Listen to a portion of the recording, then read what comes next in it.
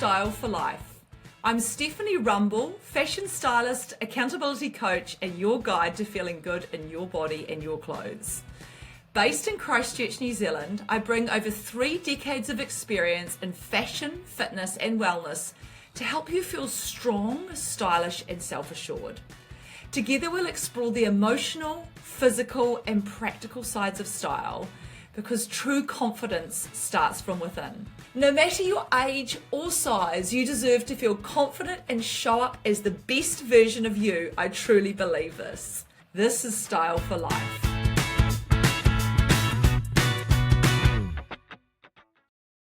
Hi everyone, and welcome back to the podcast today. I have wonderful Penny Wilson here from Dyrberg Kern. So welcome, Penny. Thank you so much for coming along to the podcast this morning. Thank you. Yeah. Very flattered that you asked me. Oh, no, it's very good. It's very good. So I've known Penny for a couple of years. She is a really inspirational lady with lots of great stories to tell about jewellery. Before I introduce you too much, Penny, do you want to tell us a little bit about you and what you do and you know, why you're here?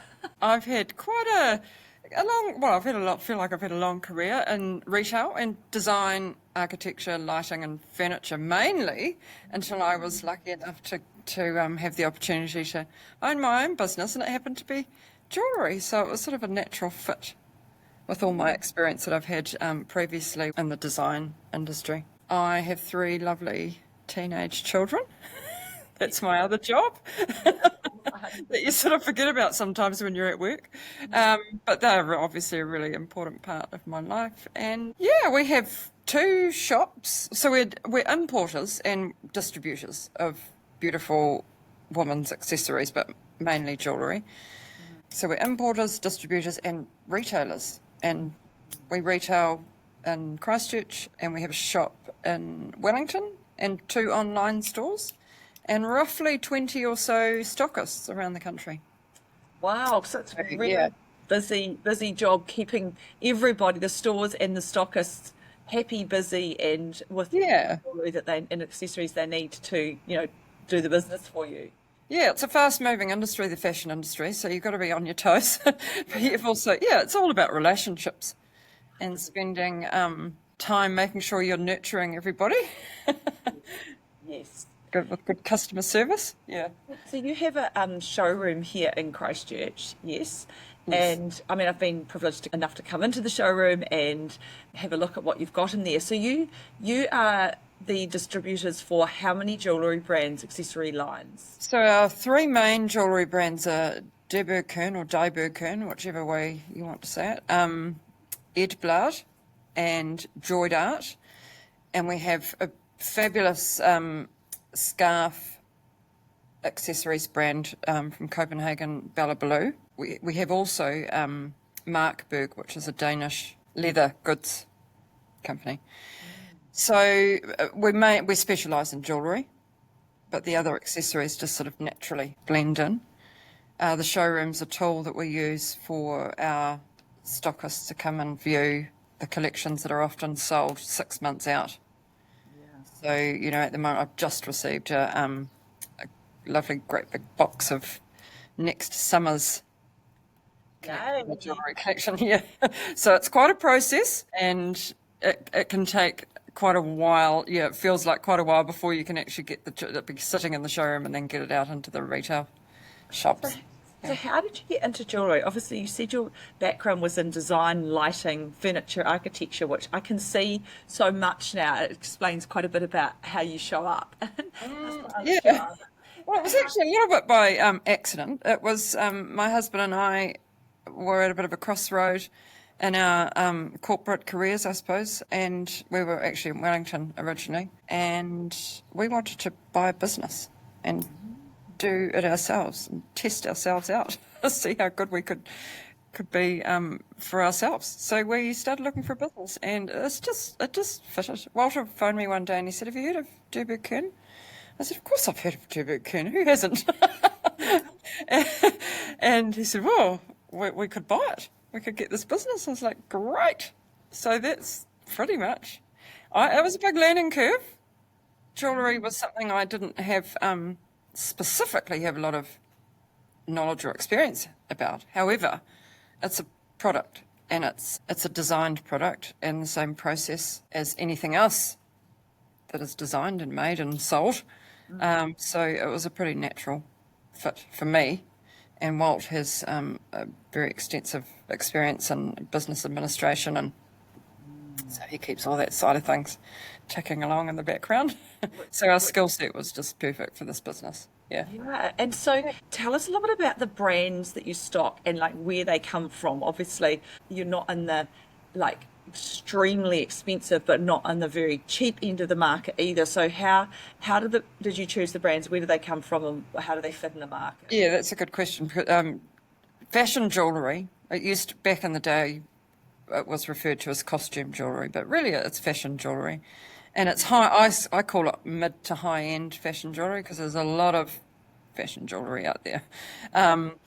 And so ours is, well designed, beautiful quality materials, hyperallergenic, which is really important, and trusted brands. Dyrberg Kern, we have the license to import into New Zealand, and we bought that when we bought the business. They've been around for 40 years. They're just fabulous. Gitta Dyrberg and Henning Kern were both fashion designers. That's how they started their careers. And they were getting more attention on the runway for their jewellery than they were their clothing. And it was, again, a natural fit for them to retail their jewellery. And that's sort of how it was born. And it's a household name in Scandinavia. And it's become a household name here in New Zealand too. Their collections were huge. They were sometimes up to 500 pieces every 6 months. It's a little bit smaller now, and they've kind of honed in on the world's changed, people's buying habits have changed, and fashion's changed. And so now their collections are a little bit smaller, but they're the best sellers. So they're very trusted. People know what to expect when they buy a piece of Dyrberg Kern. I could go on for ages about Gitta and Henning. Their story's fabulous. It's amazing. They're still going. They're the designers. They still work with them. We still talk to them regularly. Yeah.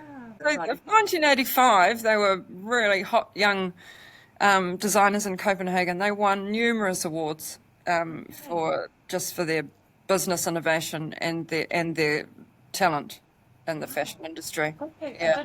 I didn't know that. It's so interesting to hear the history of the label too, because a lot of people have heard of Dyrberg Kern and not known. Yeah, they're still very active. There's a very beautiful history with the brand and how innovative they were. I mean, they sort of started around about the same time as Vivienne Westwood, sort of that 1985, really out there, couture, crazy, big statement jewellery. That's really how they made their name. And the brand evolved, and obviously fashion's evolved and the world's evolved. And they really were the pioneers of that, getting fashion jewellery into the market, and for people to understand that you didn't have to wear the same jewellery all the time, and that it could be accessible because it was affordable. Yes. So it was born on the decadent idea of each and every woman, having that feel of luxury every day, but it's accessible, so it doesn't come with a huge price tag. And they're such a household name. Like for my whole life, I've known who they are.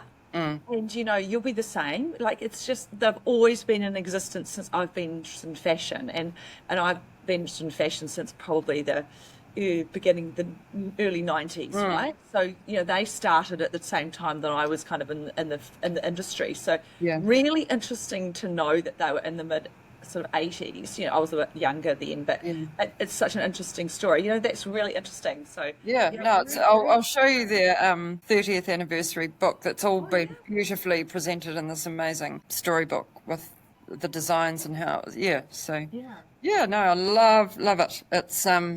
It's fantastic. Yeah, so tell me now about the other brands as well. The other brands.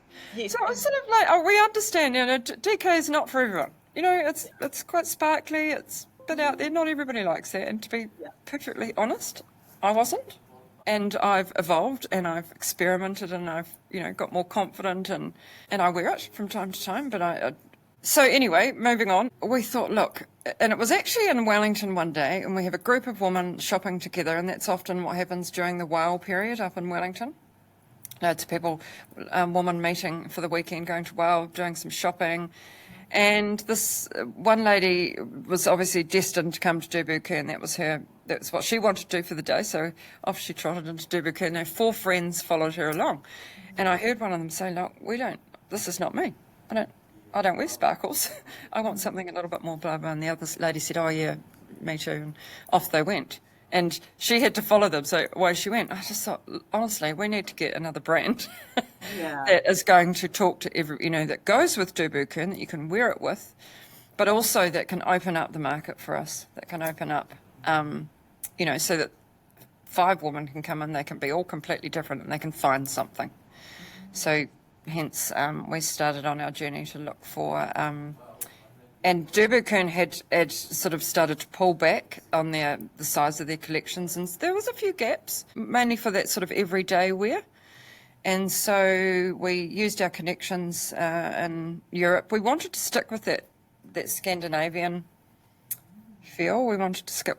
I love Scandinavian design. The world loves it. New Zealand customers love it.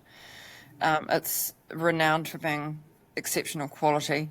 They're great to work with. Similar sort of culture to ours in some ways, Sweden, Denmark. And so anyway, we used our contacts, and Edblad came up time and time again as a fast-moving brand out of Sweden. Mm-hmm. And we got in touch with them and had our first meeting. We had to really sell ourselves, and we're from New Zealand. Oh, where's that? And they knew where we were, but we're tiny. We're tiny compared to some of the markets that they do, that they're penetrating into in Europe.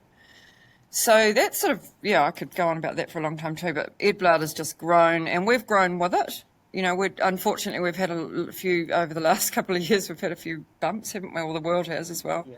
And ours has been possibly a little bit more than Europe in some countries. So our growth hasn't been as rapid as we'd like it to be, but Edblad is fast moving into all the big markets, and they've just gone into London, Paris, Germany, the Benelux, which is Belgium and the countries surrounding that. And it's a very hard market to get into in Europe. There's a lot of fashion brands, a lot of jewellery brands that they're competing with. So they really specialise in the simplistic Scandinavian design, quality and price. So again, most of the pieces are under $150. Might be quite useful at this point, before we even talk about Joidart as well, is just going back to DK. Have you got some pieces you can just sort of hold up that might be typical? I'm sorry if you're only listening. No, that's right. No, I've got a lovely wee tray of jewellery here already. just so that some people only listen to this podcast. So this is actually going on YouTube as well. So for those of you who don't, who are just listening, you'll have to go and look on YouTube or look on Instagram at some of the clips when you see them. So but anyway, those of you who are watching, Penny, just want to show us what DK looks like and just perhaps describe it as well as you hold up a couple of DK pieces. Then we'll move on to Edblad. I'm going to hold up one of DK's most iconic designs for us, which is the Conian bracelet. Now, I've chosen a really colourful one, but they do. Two of the most popular Conian bracelets are silver with a clear crystal and gold with a clear crystal. Lots of them. I love the colourful one. That is one of their most iconic. They're very well known for these bracelets. They use stainless steel castings, settings, and mainly Swarovski crystals. Throughout their history, they've had crystals specifically made for their designs. But the Conian bracelet, I picked out all the colourful things, mainly because I'm talking to you, probably. So, DK, there's another little gorgeous wee crystal earring with an orange. Yeah, that's really cool. Or coral, flower design at the bottom. Every design or collection they make, they will always do roughly three different sizes: small, medium, and larger. So if you're going for that real statement look, these are gorgeous. Yeah, that's probably not typical Dyrberg Kern, but that's one of my favourites from this collection. They do some amazing little statement. Yeah, their DNA is crystal. Their trademark is beautiful crystal, elegant, very feminine, and their iconic enamel bracelet, Yes. which every woman's got to have one of these. One of those, yeah. Oh, that's interesting. And they often, one of the things that I think of when I think of DK is I think of a statement necklace too. Yes. Like, yeah, yesterday I was searching for a statement necklace. I need to come in and actually get one off you. But like, I went out last night and I was thinking, that one I wore to the races would have been perfect with my outfit Yes. last night. I just had to wear something else. But, they have those really beautiful. So if you want a nice necklace, it's a reasonably good quality one or a very good quality one. See if I can find. Here we go. I've just got. Yeah, something like that. Yeah. This is a little bit tame compared to some of them. We can't wait for this one. But yeah, having something like that, and I'm going out for dinner tonight, and I can't go like this. I need to go like this. I can wear the same outfit, I can wear the same dress, and I can just change my jewellery. That's that classic old, desk to dinner, and the jewellery can just change everything. It can change everything about the way you're presenting. Take the glasses off, put a little sparkly earring on, a jacket, and away I go. Yeah, 100% completely agree. And that's part of the series of the necklace that I wore on Friday night to the races. Yeah, that necklace is so good, isn't it? And what I really liked about that particular piece, and for those of you who are just listening and don't see the visual on it, it's a chunky gold piece with, I think, what would you call them? Not diamond shapes, sort of... crystals, yeah. They're in the shape of... there's an amazing story about the shape of this crystal. Right. A French king, Louis the 15th, ordered a diamond, and he cut it in such a way. He wanted it cut in such a way to resemble the lips of his mistress. Oh, so that's how the Marquise cut. I'm probably saying this completely wrong, so all you people out there that speak French, I'm sorry. Or the Navette cut.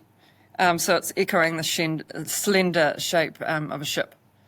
So really close to the camera so we can see that crystal. I need to get another one actually. And so the whole collection, this is a bit of a secret because it hasn't been released yet.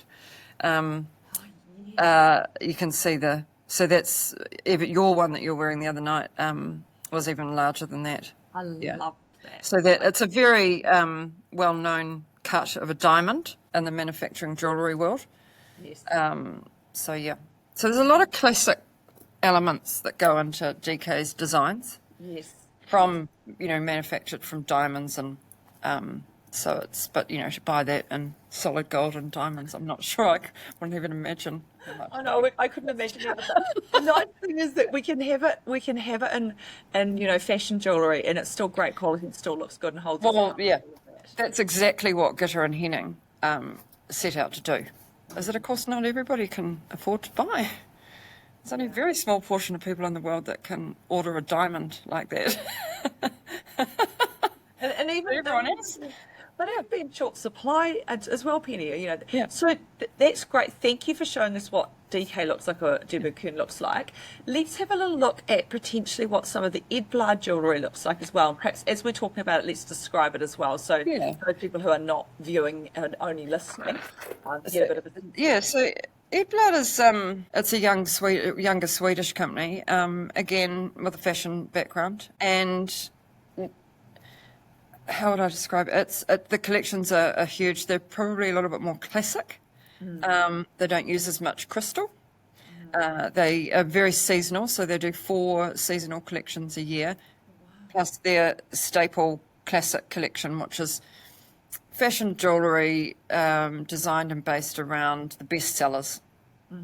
So what the majority of the market wants to wear every day, and they can be little small West studs, simple jewellery that are staples in people's jewellery box, and then they'll do their seasonal fashion collection. So I'm wearing this gorgeous cuff, which I just love, and it's actually summer in Sweden, obviously. And so this is designed for summer, but we can transition the jewellery into winter quite easily. And they think it's quite hilarious that we do that, but they think we're quite clever, so that's good.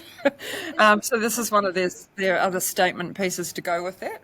hold it in front of your jersey, Penny, because then we can see it. Oh, yeah. Yes, that's better. That's an earring. Earring, yeah. Oh, Yeah. that's so cool. So that's they're all gold, or do they have silver as well? No, so sorry, I've just pulled out all the gold because that's what I wear. But no, that everything comes in a silver and a gold option. So good. Yeah. And same with Yeah, so Dyrberg good. Kern, they're very similar too. Yeah. Yeah, same price as well, which is really good.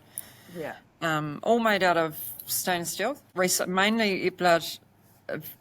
All of the companies that we deal with have very strong sustainability philosophies and ethics, and they use recycled stainless steel where they can. Mostly, I'd say 90. They're up to about 95%.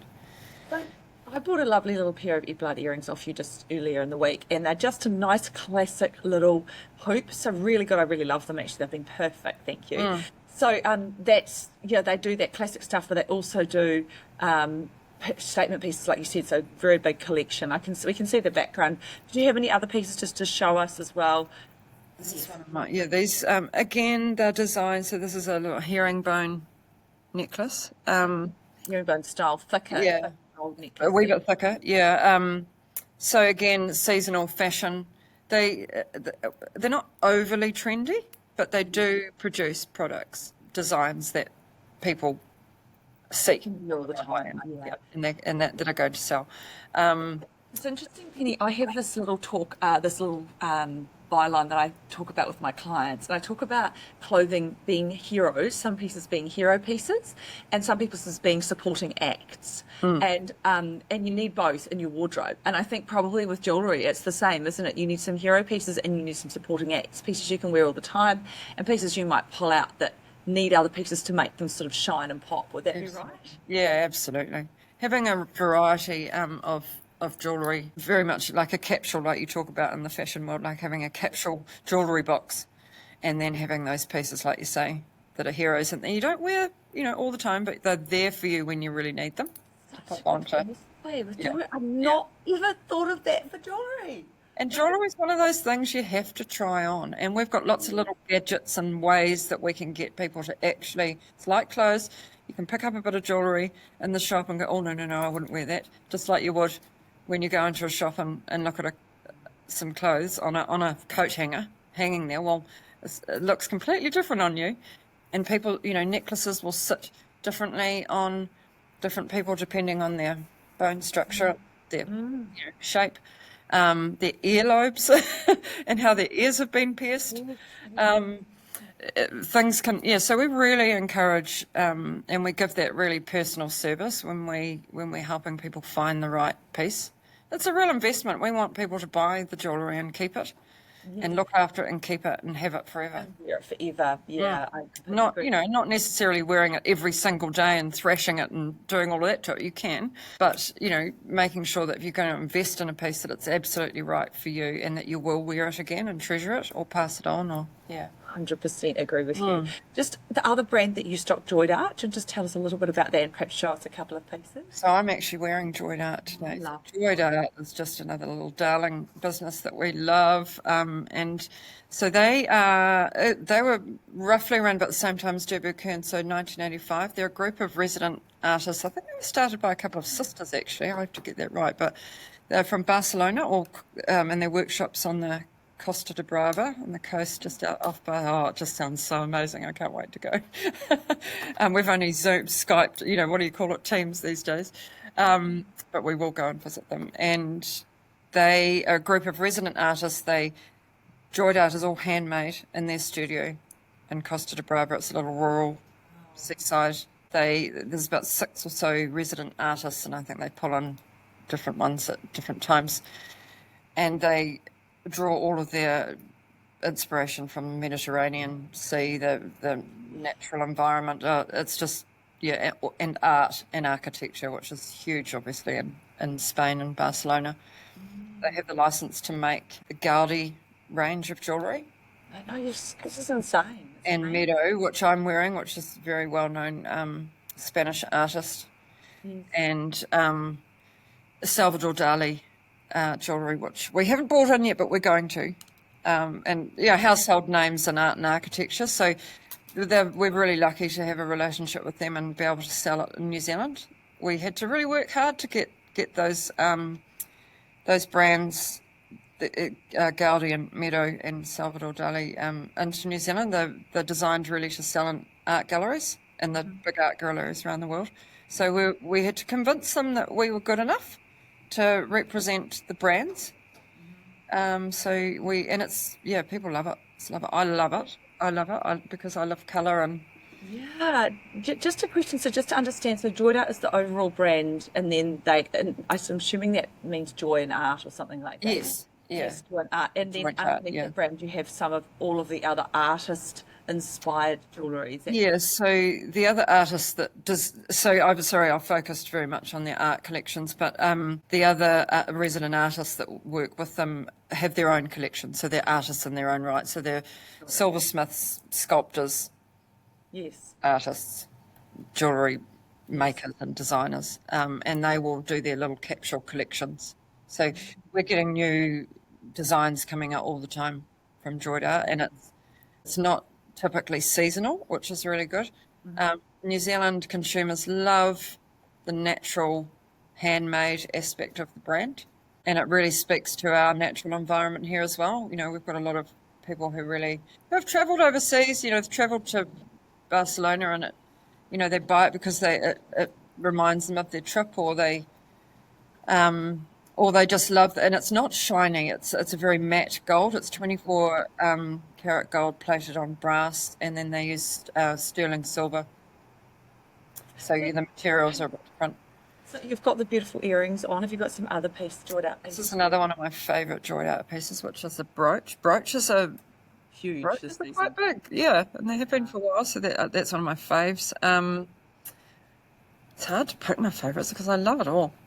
There's another wee brooch there, the Matariki. Well, it's not Matariki, this is Meadow, the artist. They do earrings in that particular style too, don't Yeah, they do. Yes, a very long, yeah. Their collections, again, offer different sizes. So you can go from a little stud, so these come in just a little red stud, and then the long ones. So there'll be sometimes 2 or 3 different sizes to suit, not everybody wants to wear the big statement earrings. Just such an interesting history and so inspiring.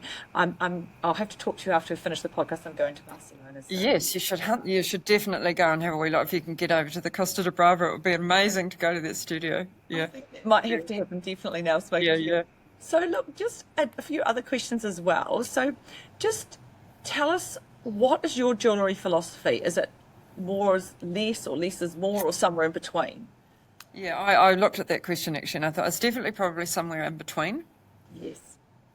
For me personally, it's very much about everybody, obviously, and their individual style. I sort of tend to go for statement pieces and just, probably less is more.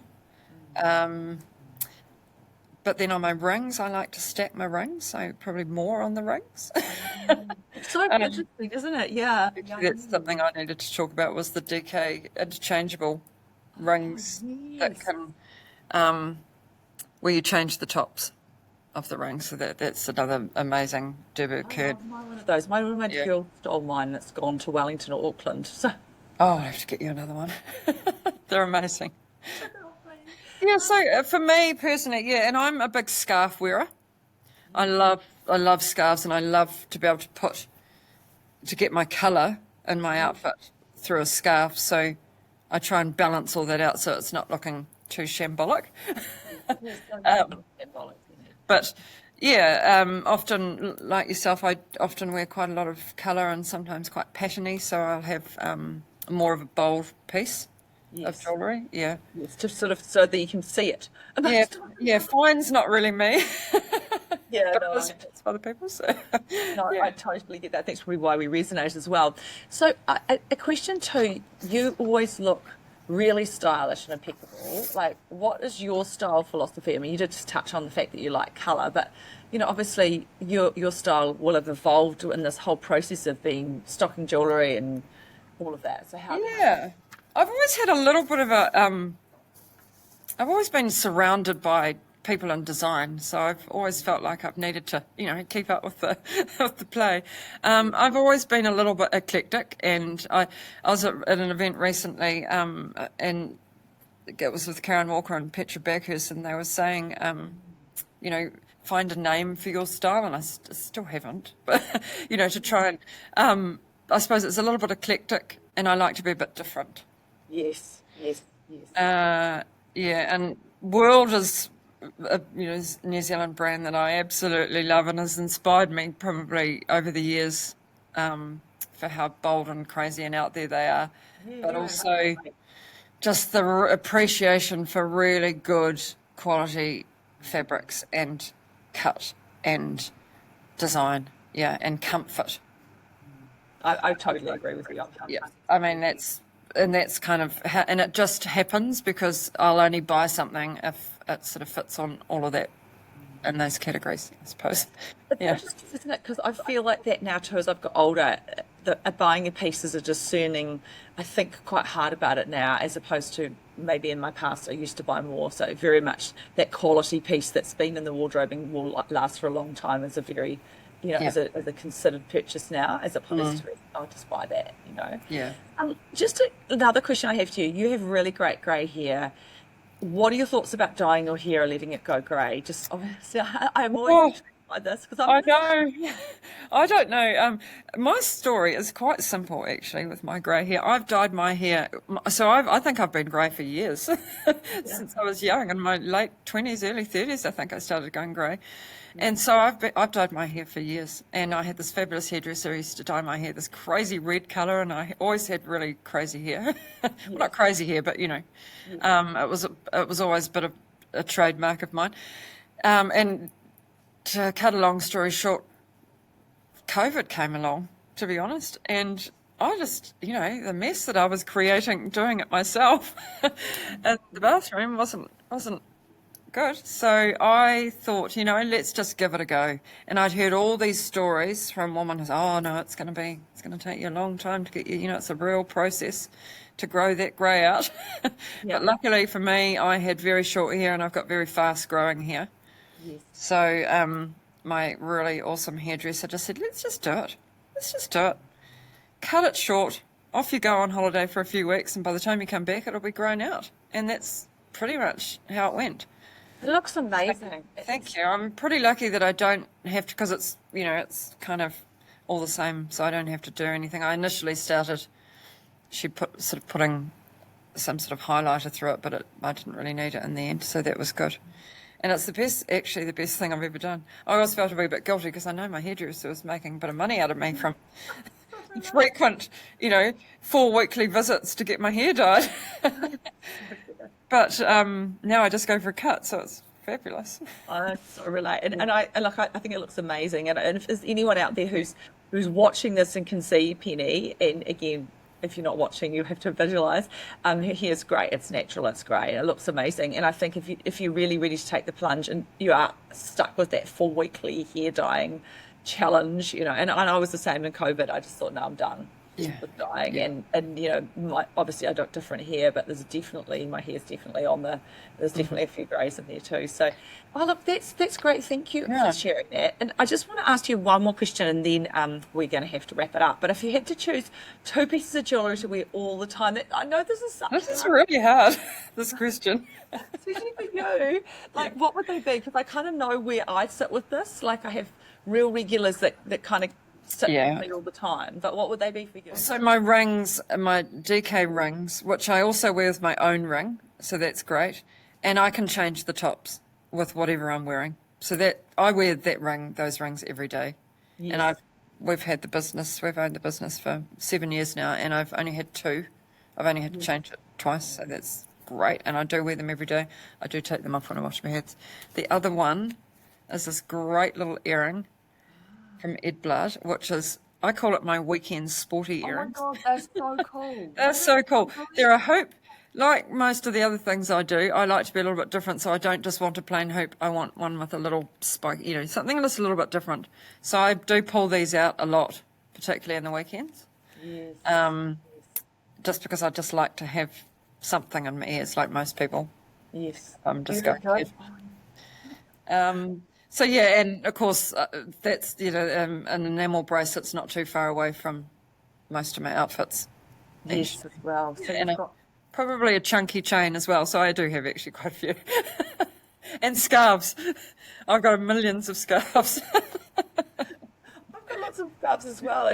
I go through scarf seasons though. Like at the moment, scarves are coming out a bit more because it's so cold. Yeah. And there's that whole bare neck thing that a necklace or a scarf really fills and makes you warm. Oh, Penny, But I didn't talk about the scarves very much, but they are another thing that are just, this is a Danish brand.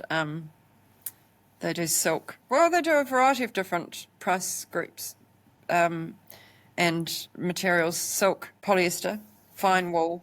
There's a scarf for everyone. And they're big in Europe. But they can really lift and change an outfit, as you know. 100%. Yeah. 100%. And I've got some with I scarves. like the idea that you've got different fibres as well, different price points. So I personally really like a silk scarf, but in the winter a woolly scarf, something with wool and that's really warm. And if you don't like those natural fibres, well, that's just not in your philosophy. You have got the polyester, which is a really good option too. Yeah, polyester is probably more on that fashion sort of category, whereas a scarf, a silk scarf is a great investment. It lasts, and it is actually, silk is really warm. It is. And so often it's all you need. You don't need to move to that really heavy, thick, particularly when you're inside or you're moving, in and out. I have lots of fun with ladies in the shop with scarves. Yeah. Oh, that's so good. Yeah. Penny, so look, we'll thank you so much for coming along this morning. Is there anything else you'd like to add? Probably just try and, with jewellery as well as you probably tell your customers with clothing, is experiment. And go out of your comfort zone a little bit, and that's something that I had to do when I had the beloved Sandra, who's worked with DK and in jewellery for over 25 years, and it's the first thing she taught me. Get out of your comfort zone, Penny. Come on, try something new. You say you don't like that, but you don't say it until you've tried it. And so it's the same with jewellery and clothing, and I think you often get surprised, and it builds your confidence. When you can do that. I very much agree with you. I think that's the thing. It's taking that step, and you guys are good at encouraging that. So, thank you so much for coming. Thanks for having me. No worries, and we look forward to working together again in the future. Thanks, Steph. Thanks very much for having me. I was very, very honoured for you to ask me. Thank you for listening to the Style for Life podcast. Don't forget, you deserve to feel fabulous at every age, every stage, and at every size. If you're loving the show, hit subscribe and leave a review. It helps more amazing people like you find their way back to life through style. Thanks again. Until next time.